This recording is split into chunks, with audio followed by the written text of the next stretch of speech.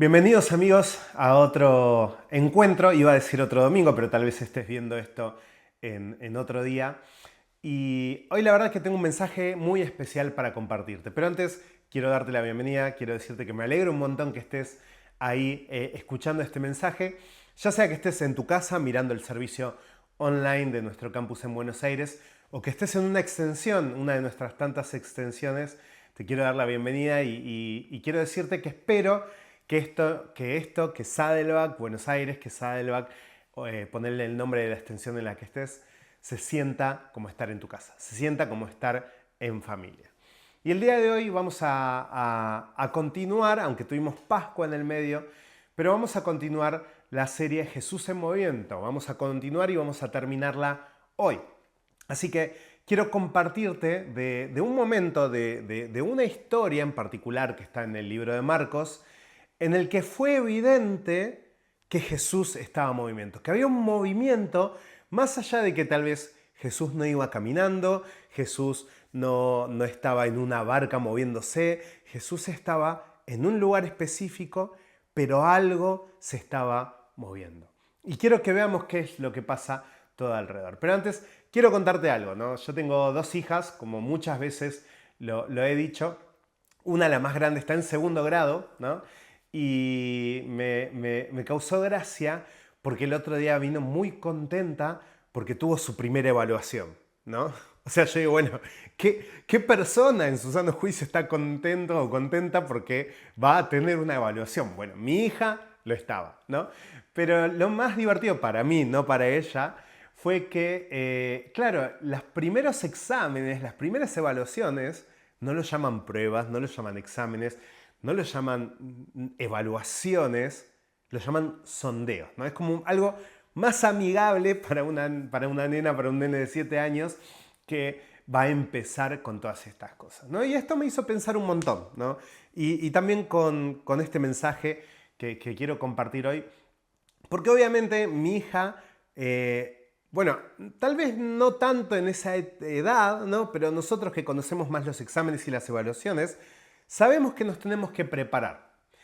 Y yo personalmente soy malísimo para prepararme para los exámenes. Es más, si me ves estudiando, yo estudio caminando en mi casa. Es la única forma de concentrarme que tengo. Entonces, nosotros nos preparamos para los exámenes. Y como siempre fui malo, soy de dejar el estudio para lo último. Soy de esperar hasta el último día a estudiar, a prepararme y después me agarra el estrés, la ansiedad de que no voy a llegar, de que esto... Lo bueno es que soy un poco cara dura, ¿no? Y me animo a dar el examen igual y muchas veces me doy cuenta que sabía más de lo que creía. No sé si te pasó a vos, pero eso pasa, ¿no? Ahora, ¿cuál es el problema con esas cosas? Que nosotros tenemos la responsabilidad de estudiar para dar un examen. Pero, naturalmente, tendemos a posponer las cosas, particularmente yo. Entonces, al posponer un día, al posponer otro día, al dejarlo para mañana, al dejarlo para mañana, al dejarlo para mañana, nos encontramos que nuestra responsabilidad se transforma en un problema, ¿no? La responsabilidad no es el problema es que nosotros tardamos en cumplir esa responsabilidad. La responsabilidad de aprender y de saber lo suficientemente para el examen es 100% nuestra. Pero hay alguien que tiene el control aún más allá de lo que nosotros podamos hacer. Y ese es el profesor que nos evalúa. Entonces, lo mismo le pasó a mi hija, ¿no? Mi hija vino muy contenta con un 10, lo tengo que decir, tengo que ser orgulloso. Déjenme ser papá orgulloso de mi hija, ¿no? Se sacó un 10, me mostró el cuaderno muy orgullosa de que se sacó un 10 en su primer sondeo. Pero ¿qué quiero decirte con esto? Bueno, esto grafica muy bien este pasaje de Marcos. Pero antes de saltar directamente al Nuevo Testamento, quiero que vayamos al Antiguo Testamento.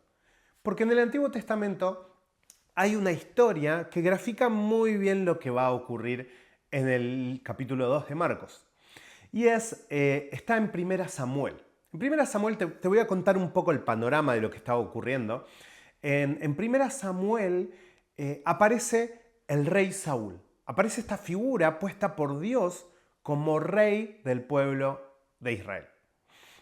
Este rey Saúl tenía un hijo. El hijo era Jonatán, que seguramente Si leíste algo del Antiguo Testamento, recordarás la amistad del rey David con Jonatán, ¿no? Que era bueno, el rey David fue posteriormente, pero antes de ser rey era muy amigo de Jonatán, del hijo del rey Saúl. Pero antes de que ocurra eso, obviamente el rey Saúl empezó a tener unos deslices, ¿no? Unos problemas de integridad espirituales y demás, que hizo que su reinado empiece a decaer. Entonces, ellos se enfrentaron, ocurrió en un momento que se veían acosados por todos los pueblos que tenían alrededor, en particular del pueblo filisteo. El pueblo filisteo era un pueblo, era un reinado muy grande que los tenía asediados a Israel y en constante presión. Entonces, la historia que quiero contarte ocurre en ese momento de tensión. Ellos estaban en un campamento, en una base militar, enfrentándose a los filisteos, que los filisteos los superaban en número, el reinado de Saúl no era lo suficientemente fuerte y esa era la situación. Se encontraban los dos campamentos enfrentados, listos para atacarse el uno a otro, e Israel con una clara desventaja frente al pueblo filisteo. Y escucha lo que ocurrió. Quiero leerte lo que ocurre en 1 Samuel 14:6, sí. Y dice: Jonatán dijo al joven que llevaba su armadura.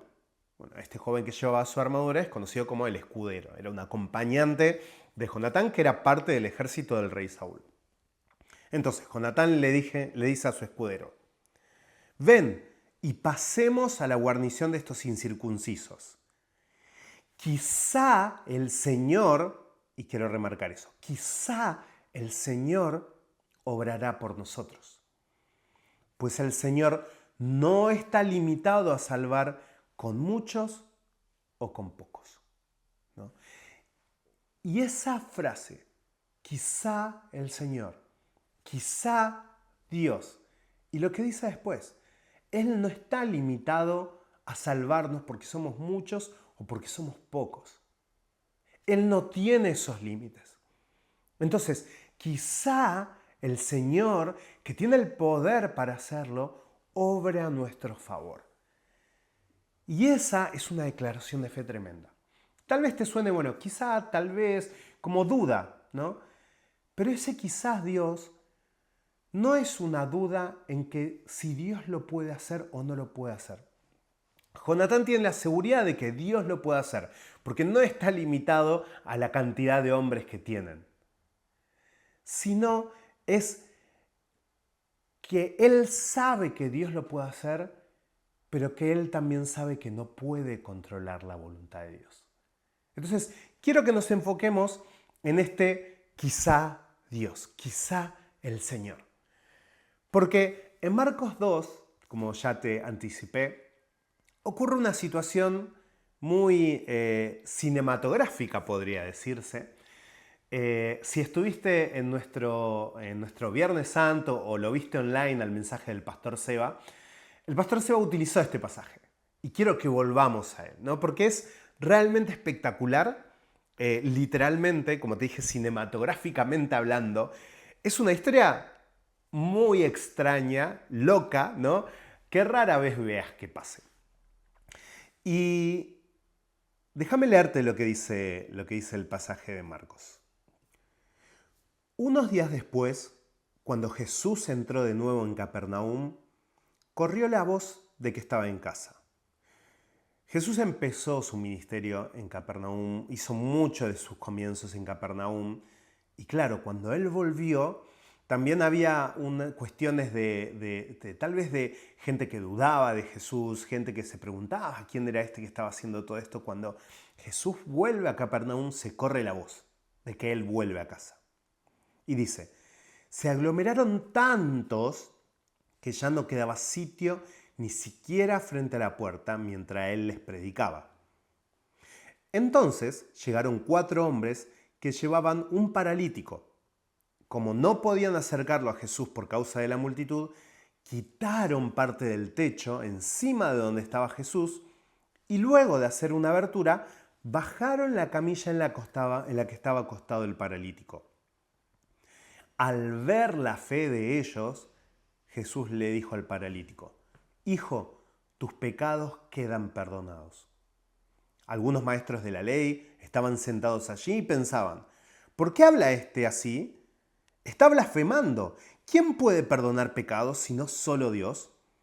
En ese mismo instante, Jesús supo en su espíritu que esto era lo que estaban pensando.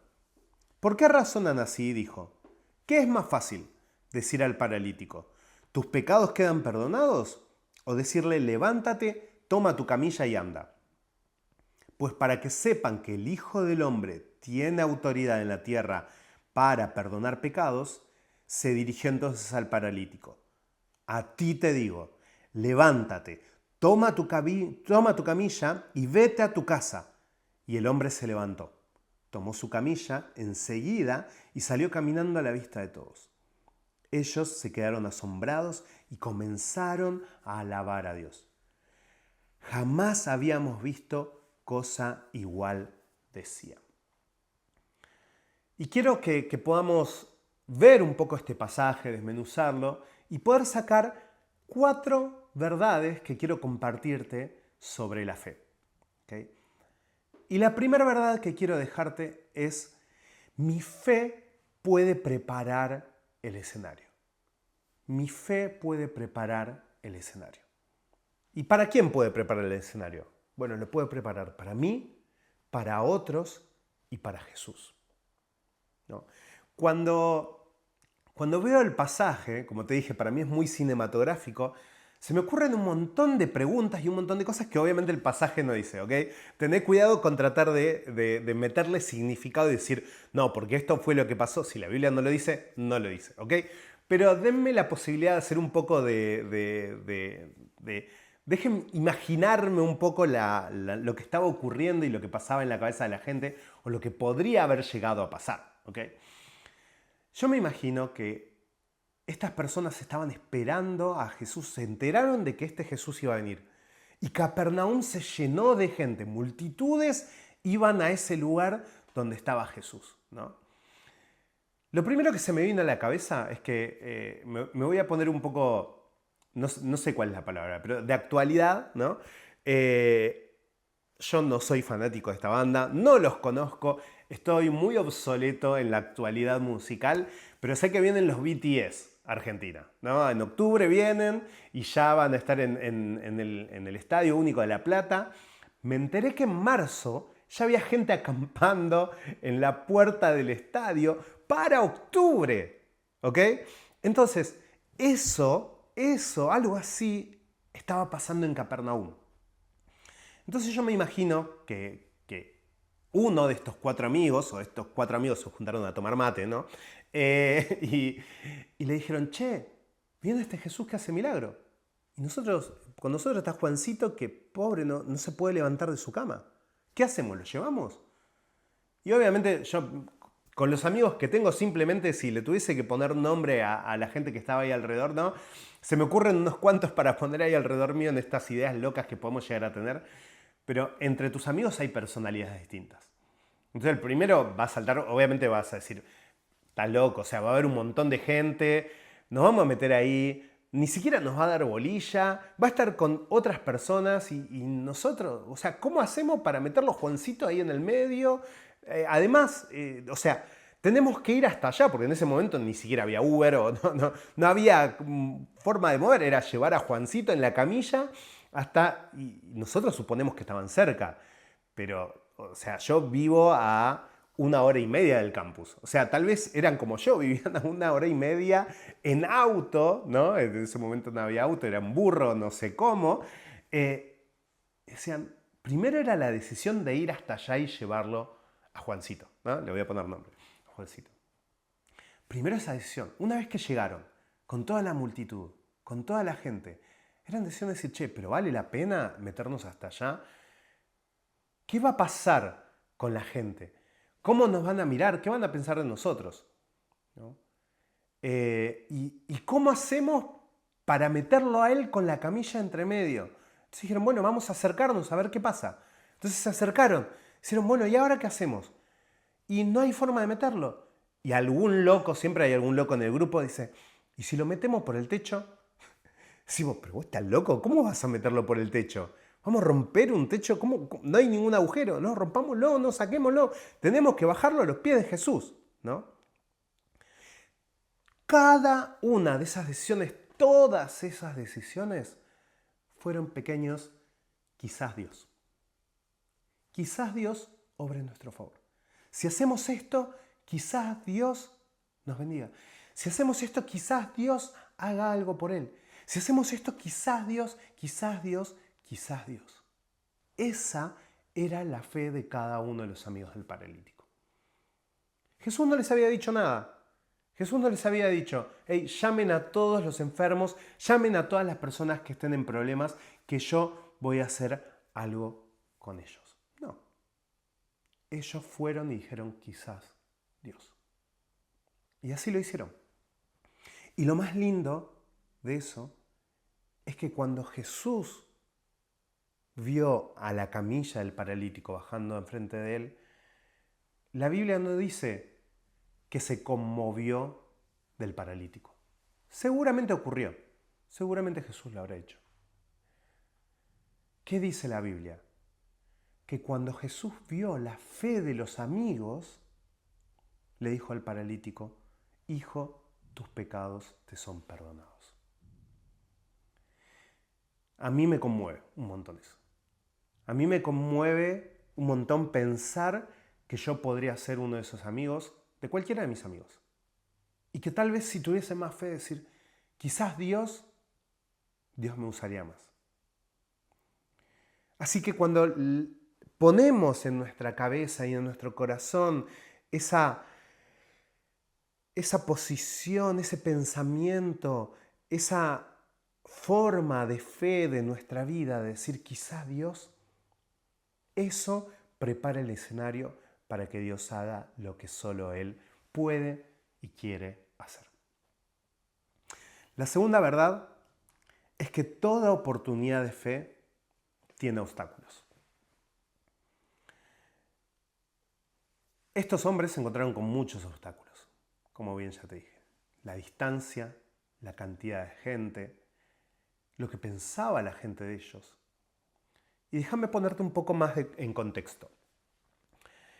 En la antigüedad, este tipo de enfermedades, las enfermedades cognitivas, las condiciones cognitivas distintas, las enfermedades de parálisis, de motricidad, digamos, las personas que eran, entre comillas, distintas por su aspecto, por cómo se comportaban, eran absolutamente separadas, eran discriminadas, eran puestas a un costado. Y el reduccionismo más fácil para las personas que vivían este tipo de condiciones era que la gente los tildaba de que algún pecado tenían que tener, de que su familia había hecho algo malo, entonces ese era el castigo de Dios por lo malo que habían hecho. Y eran separados, por fuera de la comunidad, tenían sus comunidades, vivían fuera, así como los leprosos. Los leprosos también vivían fuera, no era una cuestión solamente de miedo al contagio, no, era porque no querían compartir con ellos. Entonces, los amigos del paralítico no solo se enfrentaron a todos esos problemas y a todos esos obstáculos, sino se enfrentaron a ese obstáculo de, bueno, ¿qué dirá la gente de ellos? ¿Cómo nos tratará la gente? O sea, me imagino que se habrán preguntado, ¿la gente nos dejará llegar a Jesús con Él? Y eso también suma a esa idea de quizá Dios. Aún a pesar de lo que puedan pensar, lo negativo, el rechazo que pueda llegar a tener, ellos decidieron pensar y creer a ese Dios y tener esta forma, esta idea de fe de quizás Dios quiera obrar a nuestro favor. Y con esto quiero decirte que uno de los mayores obstáculos que vas a enfrentar son tus propias dudas. Las primeras cosas que vas a enfrentar es el pensamiento, ¿y qué si? ¿Qué pasa si? ¿Y qué? ¿Y si Dios no quiere hacerlo? ¿Y si la gente nos mira mal? ¿Y si hacemos esto y no sirve para nada? ¿Y si? La única forma de cambiar ese patrón y de preparar el escenario para que Dios haga su obra es vencer esos obstáculos y decir, quizá Dios obre a nuestro favor. Necesitamos mirar más allá de los obstáculos, ¿no? Una vez charlaba con una amiga que estaba liderando un equipo y ella me decía, no, porque en el equipo ocurre esto, ocurre lo otro. Y yo me acordaba de Pablo, ¿no? que dice, yo pongo mi mirada firme en la meta, ¿no? O sea, yo tengo mi mirada fija en la meta y hacia allá voy. Cuando uno tiene el objetivo bien claro de a dónde quiere llegar, las interrupciones que va a haber en el camino las resolveremos una por una, ¿no? Las saltaremos, las atravesaremos, las correremos, no sé qué vamos a hacer, pero algo vamos a hacer porque tenemos esa idea de llegar hasta allá y nada nos va a detener. Ahora, cuando vamos caminando, paseando, nos encontramos un tronco en el medio del camino y empezamos a pensar, bueno, ¿cómo hacemos? ¿Lo corremos? ¿Saltamos? ¿Es peligroso? ¿Nos subimos?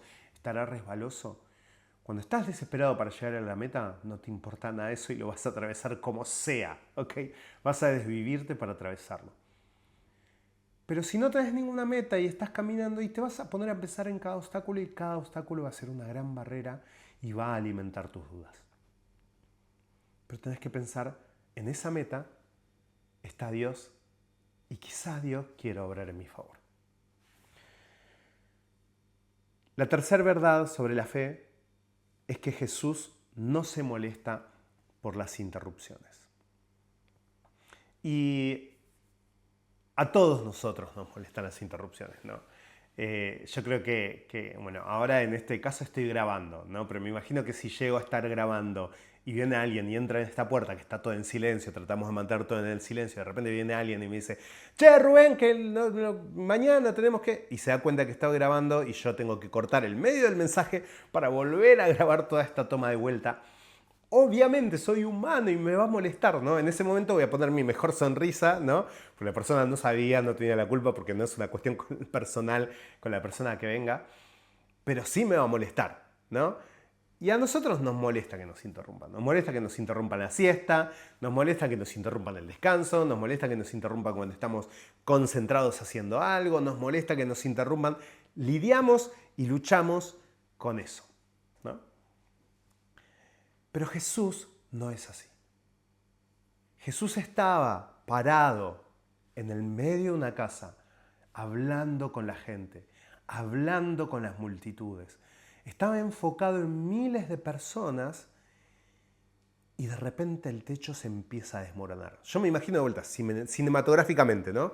Que Jesús estaba hablando con la gente adentro de esa casa y de repente se siente el polvo caer, ¿no? Como que se siente el polvo caer. Y de repente me imagino si el techo era de paja, no sé por qué me imagino que el techo era de paja, no sé si el techo era de paja o no, pero que se cae alguna paja, se cae alguna maderita o se cae algo y miro para arriba y de repente veo que están haciendo un agujero en una casa. Creo que no hay manera más disruptiva de romper un momento que se te abra el techo de tu casa, ¿no? O que se empiece a mover el techo, vos pensás terremoto, pensás que se te viene el techo abajo, un montón de cosas puedes pensar, ¿no? Y además, el momento que Jesús estaba utilizando para hablar con la multitud. Y el techo se abre y baja una persona en una camilla. Yo la verdad que no sé cómo hubiese reaccionado. Capaz que con una sonrisa, con una incomodidad, con molestia, absolutamente con esa incertidumbre de qué es lo que está pasando. Pero Jesús tenía bien en claro qué era lo que estaba ocurriendo. Y más allá de saber qué era lo que estaba ocurriendo, Jesús tenía bien en claro el objetivo de lo que estaba haciendo. ¿Y por qué estaba ahí? Porque a él no le molesta esa interrupción. Por el contrario, él usó esa interrupción para bendecir a esta persona, a sus amigos y a todos los que estaban ahí alrededor. Así que a Dios no le molestan las interrupciones. No pienses que lo molestás a Jesús. No pienses que... No vuelvas al punto anterior de la duda, a decir, bueno, pero Dios, ¿por qué se va a ocupar en mí? interrumpilo a Jesús. Él quiere que lo interrumpas. Él está deseoso que haya personas que digan, tal vez Dios, y se animen y sean valientes e irrumpan en lugares con fe. Entonces, nunca pienses en que es un problema para Jesús. La cuarta verdad que quiero compartirte, y la última, es que Jesús y yo, Jesús y vos, Jesús y cada uno de nosotros, tenemos un papel que cumplir. Y este problema de la palabra quizá, como te dije al principio, es que a veces suena a duda. Y en realidad este quizá es completamente una cuestión de fe. Nosotros tenemos una parte que hacer. Y Dios va a cumplir con lo que Él va a hacer y quiere hacer. Entonces, en esta relación de lo que nosotros tenemos que hacer y lo que Dios va a hacer, no es una cuestión de 50 y 50. No es una cuestión de que, bueno, si yo doy esto, entonces Dios va a dar esto. Porque nuestra cultura se ha encargado de enseñarnos eso, que no es verdad. Nuestra cultura se ha encargado de enseñarnos que existe un Dios que si nosotros somos buenos, entonces Él nos va a bendecir. Que si nosotros hacemos algo, entonces Dios va a accionar. Pero si miramos la historia y si volvemos al punto 1, es nuestra fe prepara el escenario, prepara el lugar. Dios es quien va a hacer la obra completa, no nosotros. Pero sí nuestra fe prepara el lugar para el accionar de Jesús en nuestras vidas. ¿Cuál es nuestra parte? Nuestra parte es la parte de fe. Es la parte de quizás Dios. Quizás Dios quiera actuar por esta persona. Quizás Dios quiera actuar por mi amigo que está enfermo. Quizás Dios quiera actuar por mi hermano que todavía no conoce al Señor y está atravesando un momento difícil. Quizás Dios quiera actuar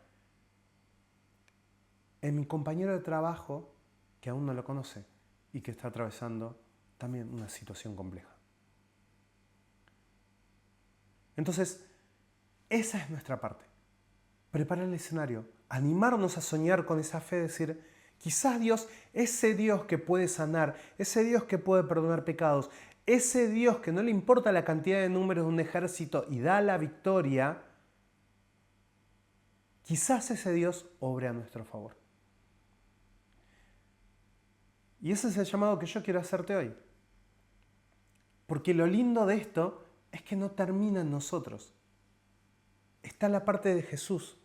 Jesús es quien actúa. Jesús es quien hace la obra y la hace completa. No hace un 50% que nosotros no podemos hacer. No, Él hace el 100%. Nosotros preparamos el escenario y Él es quien obra. Pero Jesús no puede contradecir ni su voluntad ni quién es Él. Entonces, vuelvo a la primera parte. No es un quizá Dios con duda. No, sabemos que Dios lo puede hacer, pero nosotros no controlamos a Dios. La fe no depende de lo que haga Jesús. La fe depende de nuestra confianza en su voluntad. Y esa es la última parte que vuelve a nosotros. Confiar, confiar. Confiar en que Jesús va a hacer su voluntad en nosotros y en esa situación. Yo te digo algo, todos nosotros tomamos decisiones en nuestra vida.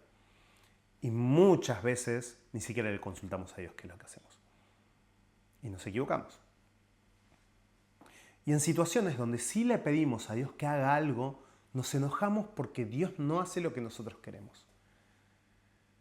Ahora, si de verdad crees en Dios, si de verdad amás a Dios, lo mejor que puede ocurrir es que Él haga su voluntad en nuestras vidas.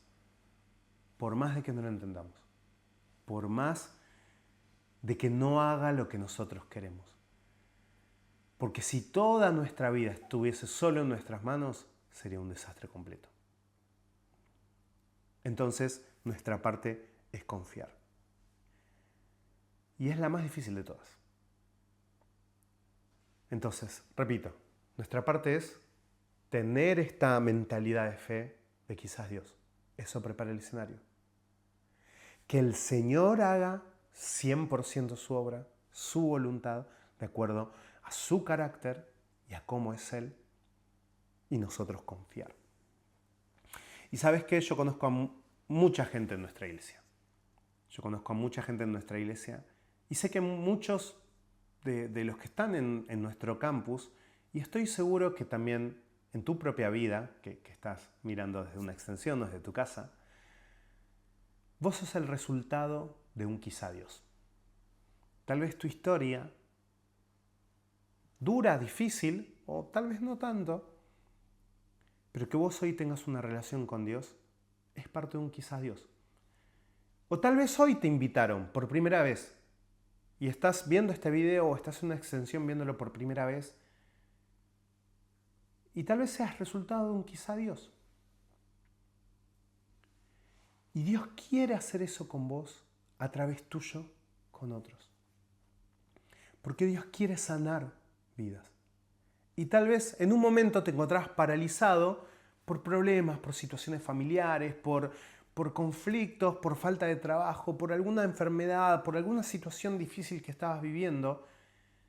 Y una persona pensó, quizá Dios. Y dijo, ¿sabes qué? Quizá Dios puede obrar a tu favor. Entonces, quiero invitarte a dos cosas. Quiero invitarte a que te animes a soñar ese quizá Dios por otros. Y tal vez si todavía no tienes una relación con Dios, que digas, quizá Dios quiere obrar a favor de mí.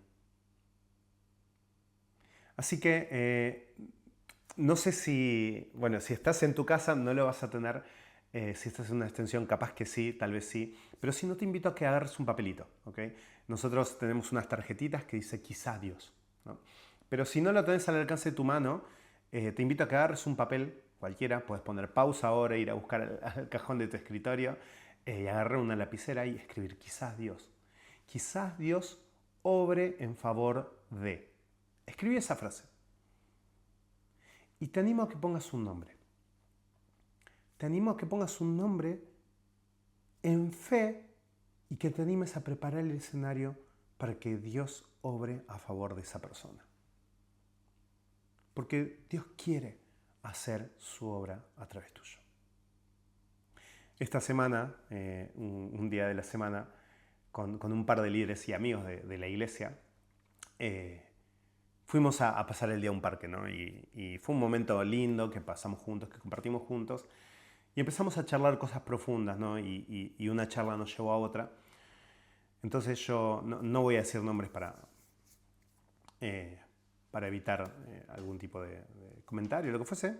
Entonces, la verdad que me sentí llamado a decirles, ¿les parece si nos abrimos? Y creo que este es un momento que quizás Dios quiere hacer algo, ¿no? Y le dije, no sé por qué se me ocurrió decir eso, pero le dije, contemos la lucha más difícil que tengamos. Son dos personas en las cuales confío un montón. Y obviamente me miraron con cara de, ¿qué me estás pidiendo, no? Entonces le dije, no sé, hagámoslo. Yo voy a contar la mía, no tengo, o sea, tengo problemas en contarlo, pero yo no tengo, lo voy a hacer. Entonces el primero dijo, bueno, ok, yo voy a contar, ¿no? Dice, la verdad que tengo problemas con las apuestas, ¿no? Estoy apostando constantemente en la aplicación, viste, estas aplicaciones online, fútbol y todo eso, y la verdad que me está consumiendo la vida. Ok.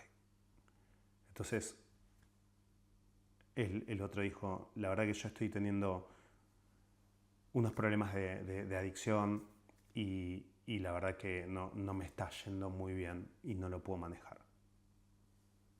Ok. Y obviamente me preguntaron, ¿y vos cuál es tu problema? Y bueno, yo me abrí y yo le dije, mi problema es el chisme, así que no puedo esperar a grabar este video para contarle a toda la iglesia, a todo el mundo lo que ustedes me contaron, ¿no? Entonces, es un chiste, obviamente no ocurrió, pero ¿qué quiero decirte con esto? Que quiero darte permiso para que sí chismees de algo, ¿ok? Y ahora que tengo tu atención, quiero que chismees de Jesús. Quiero que vayas y le cuentes a todo el mundo a ese Jesús que está dispuesto a transformar la vida de la gente. A ese Jesús que no le molestan las interrupciones y que le bajaron 4 amigos un paralítico en el medio de la casa y él no tuvo problema de decir, tus pecados te son perdonados por la fe de estos 4 locos que están trepados arriba de esta casa, que rompieron el techo de esta casa para bajarte a mis pies. Y yo quiero obrar a tu favor. Así que quiero invitarte a que le digas que sí a ese Jesús que está dispuesto a transformar tu vida. Si aún no lo hiciste, es la mejor decisión que puedes tomar. Así que decirle que sí a Jesús hoy. Él quiere transformar tu vida y quiere usar esto para bendecir la vida de otros. Quiere que cambies tu mentalidad de decir, este Dios que se va a interesar en mí, quizás Dios obra a favor de mí. Así que si no lo hiciste todavía, te voy a invitar a que ores conmigo, ¿ok? Si no sabes cómo orar, no te preocupes, vamos a hacer lo siguiente. Yo voy a cerrar este mensaje con una oración y quiero que tu mente, en tu corazón, tal vez repetir mis palabras con tu boca y puedas decirle que sí a este Jesús que quiere cambiar tu vida. Oramos. Decile así. Señor Jesús, te agradezco por quien sos vos. Gracias por ser ese Jesús que no le molestan las interrupciones. Gracias por ser ese Jesús que se ocupa y se preocupa de cada persona. Gracias por ser ese Jesús que nos desafía a tener esta mentalidad de quizás Dios obre a favor. Y quiero tener esa fe. Quiero tener esa fe de quizás Dios. Quiero tener esa fe audaz de enfrentarme a las situaciones con esa mentalidad de que vos vas a obrar a nuestro favor. Pero también quiero confiar en tu voluntad y en tu carácter. Pero para esto necesito tenerte en mi vida. Señor Jesús, quiero que hoy entres en mi vida y seas el Rey y Señor de mi vida. Quiero que vos tomes el volante de mi vida y que me ayudes a descubrir esta voluntad que es buena, agradable y perfecta para mí. Te agradezco por el amor que me das, por el sacrificio de amor que hiciste en esa cruz y por la vida que me das a través de tu resurrección. Y te pido esto en el nombre de Jesús. Amén. Así que si hiciste esa oración, te felicito, ya sea que ya conocías a Jesús y le hiciste para que te dé esa perspectiva de tal vez Dios, o porque lo hiciste por primera vez y le dijiste a Jesús que entre en tu corazón. Queremos saberlo, ¿ok? Tenemos una tarjeta de conexión que si lo estás viendo desde YouTube lo tenés en la descripción acá abajo, o si no, comentáselo a alguien en tu extensión, a alguno de tus líderes. Con mucho gusto ellos te van a acompañar en este camino de crecimiento. Pero te desafío a que completes esa tarjeta, quizás Dios obre a favor de y ponga su nombre ahí y que el Señor te use para bendecir la vida de otros con una fe audaz que desafíe, que interrumpa a Jesús y que prepare el escenario para que Él haga su obra en nosotros. Que tengas una muy buena semana.